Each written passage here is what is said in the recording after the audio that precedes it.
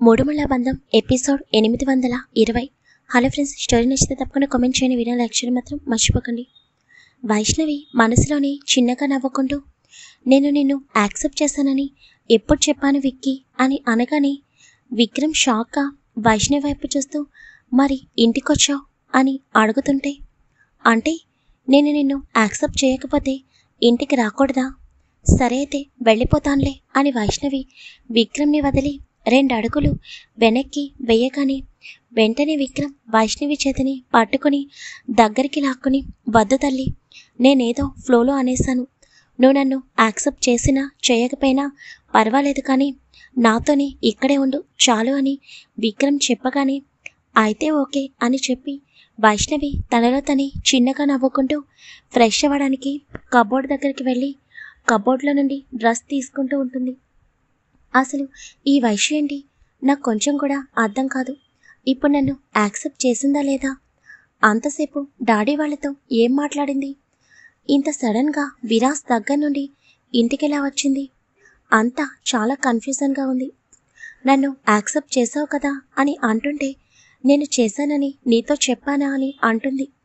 ఏంటో ఈ రాక్షసి నన్ను పూర్తిగా టార్చర్ చేయడానికి ఫిక్స్ అయినట్టుంది అని అనుకుంటూ వైష్ణవిని చూడగానే వైష్ణవి కబోర్డ్లో నుండి డ్రెస్సెస్ తీసుకుంటూ ఉండడం చూసి విక్రమ్ నెమ్మదిగా వైష్ణవి దగ్గరికి వెళ్ళి వెనుక నుండి వైష్ణవిని హగ్ చేసుకోగానే వైష్ణవి నడుముపై పడిన విక్రమ్ చేతి స్పర్శకి వైష్ణవి ఒక క్షణం కళ్ళు మూసుకుని తర్వాత తల తిప్పి వెనక్కి చూస్తూ, ఏం చేస్తున్నావు అని అడుగుతుంది. నేనేం చేస్తున్నాను అని విక్రమ్ చిన్నగా వైష్ణవి షోల్డర్పై తన పెదవులని నిలిపి చిన్నగా కిస్ చేయగానే వైష్ణవి చిరుకోపంగా విక్రమ్ వైపు చూస్తూ, నేను ఇంకా నిన్ను యాక్సెప్ట్ చేశానని చెప్పలేదు, తమరు కొంచెం దూరం జరిగితే బాగుంటుంది అని అంటూ విక్రమ్కి దూరం జరుగుతుంటే విక్రమ్ వైష్ణవిని దూరం జరగనివ్వకుండా ఇంకా వైష్ణవి చుట్టూ గట్టిగా చేతులు బిగించి, ఇప్పుడు చెప్పు, డాడీ వాళ్ళతో ఇంతసేపు ఏం మాట్లాడావు?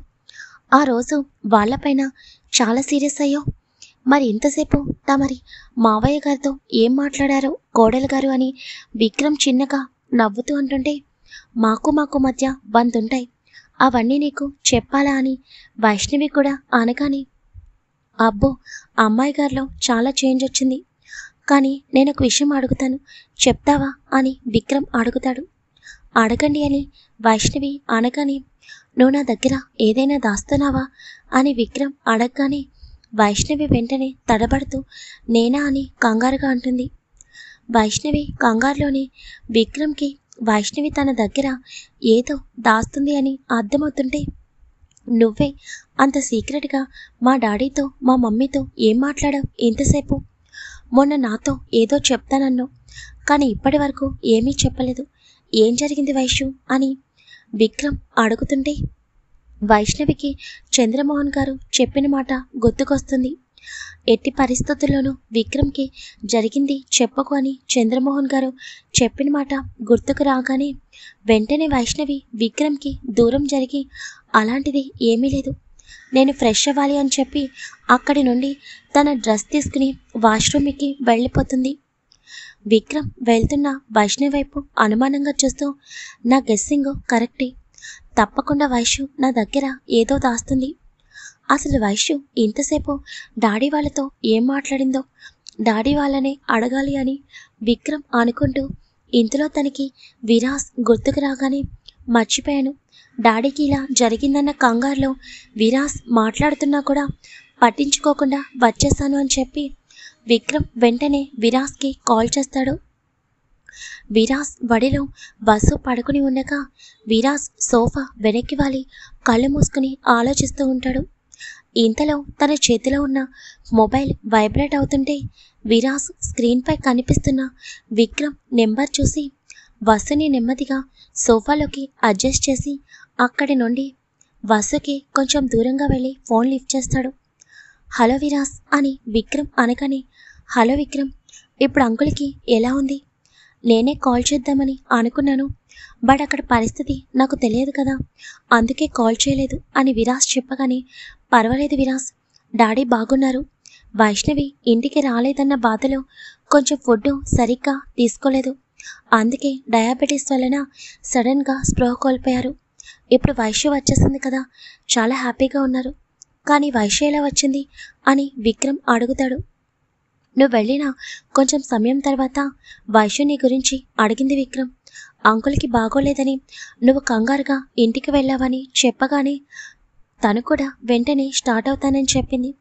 కానీ తనని ఒంటరిగా పంపించడం ఇష్టం లేక విలియమ్స్ని డ్రాప్ చేయమని చెప్పాను అని విరాస్ చెప్పగానే, అవునా, ఏం జరిగిందో తెలియదు విరాస్. వైశ్య వచ్చిన తర్వాత అమ్మా నాన్నతో చాలా బాగా మాట్లాడింది. అలాగే డాడీకి ఫుడ్ కూడా తినిపించింది. నన్ను బయటకు వెళ్ళమని చెప్పి వాళ్లతో చాలాసేపు సీక్రెట్గా ఏదో మాట్లాడింది. ఏమీ అర్థం కావడం లేదు అని విక్రమ్ చెప్పగానే, వాట్, వైశ్య మీ పేరెంట్స్తో బాగా మాట్లాడిందా, అది కూడా సీక్రెట్గానా అని అనుమానంగా అడుగుతాడు విరాస్. అవును విరాస్, నాకు కూడా అదే అర్థం కావడం లేదు. నేను అడిగితే తడబడుతుంది తప్ప నిజం చెప్పడం లేదు అని విక్రమ్ చెప్పగానే విరాస్ ఆలోచనలో పడతాడు. సంథింగ్ ఏదో ఉంది విక్రమ్. లేకపోతే వైశ్య మీ పేరెంట్స్తో అంతసేపు సీక్రెట్గా మాట్లాడటం ఏంటి? సరే, నేను ఫ్రీ అయిన తర్వాత ఒకసారి వైశ్యతో డైరెక్ట్గా మాట్లాడతాను. ఇంతలో తను నీకేదైనా చెప్తుందేమో చూడు, సరేనా అని అనగానే, ఓకే విరాస్. ఇంటికి వసుకి ఎలా ఉంది? సడన్గా డాడీకి బాగోకపోవడం వలన మీ ఇద్దరిని వదిలేసి వచ్చేసాను అని చెప్పగానే, నువ్వేమీ మా గురించి టెన్షన్ పడకు విక్రమ్. వసుకి ఏమీ జరగకుండా చూసుకునే బాధ్యత నాది, సరేనా అని అనగానే, అదంతా ఓకే, కానీ వసుకి నీపై ఉన్న కోపం పోగొట్టడం కష్టం కదా, ఏం చేయబోతున్నావు అని విక్రమ్ అనుమానంగా అడుగుతాడు. ఆల్రెడీ ప్లాన్ అనేది ప్రిపేర్ చేయడం జరిగింది. ఇంకా మేడం గారు లేచిన దగ్గర నుండి అసలైన గేమ్ స్టార్ట్ అవబోతుంది అని విరాస్ అనగానే, విక్రమ్ ఏం చేయబోతున్నావు మళ్ళీ?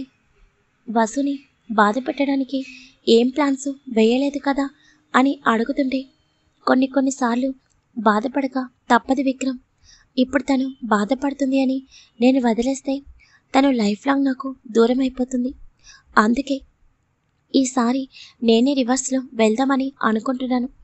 చూస్తావు కదా, నీకే తెలుస్తుంది అని విరాస్ అంటుంటే, విరాస్ నువ్వు వసుని బాధ పెడితే నేను అస్సలు ఊరుకోను అని విక్రమ్ అనగానే, అవునా అని చిన్నగా నవ్వుతాడు విరాస్. నేను ఇంత సీరియస్గా మాట్లాడుతుంటే నువ్వేంటి నవ్వుతున్నావు?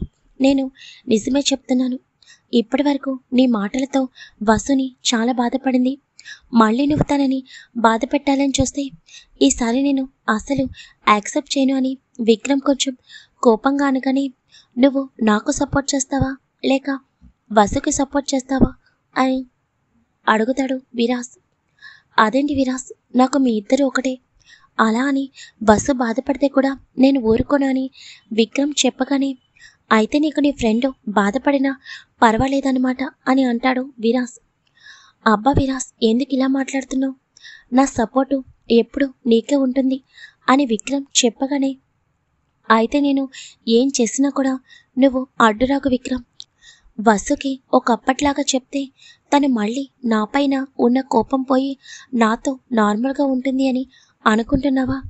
నిజమే, తనతో నేను కొంచెం ప్రేమగా ఉంటే తనకి నాపై ఉన్న కోపం అనేది వెంటనే పోతుంది. మళ్ళీ నాతో ఒకప్పట్లాగా నార్మల్గా ఉంటుంది. ఎందుకంటే నేనంటే అంత ప్రేమ తనకి. కానీ ఇప్పుడు తనకి నాపై ఉన్న కోపం కంటే అభి వల్ల నాకు ఎక్కడ ప్రమాదం జరుగుతుందో అన్న భయమే ఎక్కువగా ఉంది.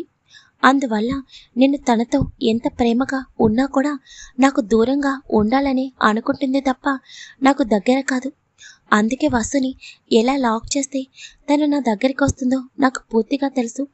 ప్లీజ్, ఇంక నేను వసు హ్యాపీగా ఉండాలని అనుకుంటే దయచేసి నేను వసు విషయంలో ఏం చేసినా కూడా నువ్వు ఇన్వాల్వ్ కాకు విక్రమ్ అని విరాస్ చెప్పగానే, విక్రమ్కి విరాస్ ఏదో చేయబోతున్నాడు అని అనిపించగానే ఆలోచనలో పడతాడు. ఏంటి విరాస్ ఇలా మాట్లాడుతున్నాడు?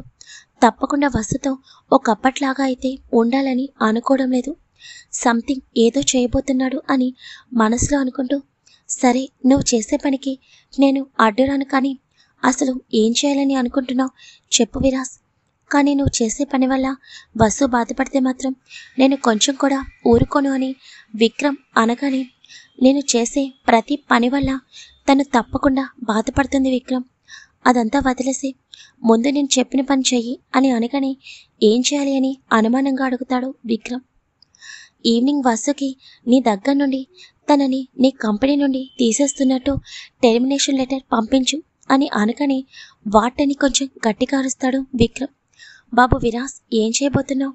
వసుని మాత్రం బాధ పెట్టడానికి బాగా ఫిక్స్ అయినట్టున్నావు. పాపం వసు ఏం చేయబోతుందో చూద్దాం.